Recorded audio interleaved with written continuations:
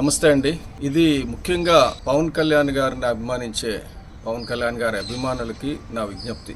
ఎందుకంటే పవన్ కళ్యాణ్ గారు ఎప్పుడూ చెప్తుంటారు, యువతే నా శక్తి, వాళ్ళ గురించే నా ప్రయాణం అని చెప్పేసి ఆలోచన అని చెప్పి. ఇప్పుడు పవన్ కళ్యాణ్ గారు రాజకీయ ప్రస్తావన కేవలం యువత భవిష్యత్తు గురించి అన్నది మనందరం గుర్తుపెట్టుకోవాలి.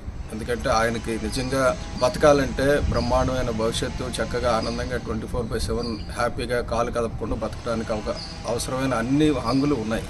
కానీ ఆయన పైకి వచ్చి పార్టీ పెట్టింది, అందరితో తింటున్నది, ఎండనక వాననక తిరుగుతున్నది కేవలం రాష్ట్ర భవిష్యత్తు గురించి, ముఖ్యంగా యువత భవిష్యత్తు గురించి, పర్యావరణ పరిరక్షణ గురించి. ఇవన్నీ జరగాలంటే మనం పవన్ కళ్యాణ్ గారికి అండగా ఉండాలి. ముఖ్యంగా యువత పవన్ కళ్యాణ్ గారికి అండగా ఉండాలి. ఓజీ ఓజీ ఓజీ అంటూ కేరింతలు కొట్టేవారు ఎంతమంది ఉన్నారో నాకు తెలుసు. దాదాపు ఒక 50-60 లక్షల మంది ఉంటారు. వాళ్ళంతా కూడా ఉద్యమీ సభ్యత్వం తీసుకోవాలి. తీసుకుంటే వాళ్ళు సినిమా అభిమానుల నుంచి రాజకీయ కార్యకర్తలుగా, భవిష్యత్తు నాయకులుగా తయారవుతారు. కాబట్టి నా రిక్వెస్ట్ ఏంటంటే, మా సాధకులు మిమ్మల్ని కలిసినా కలవకపోయినా ఆన్లైన్లో కూడా మీరు రిజిస్టర్ చేసుకోవచ్చు జనసేన పోర్టల్లోకి వెళ్ళి.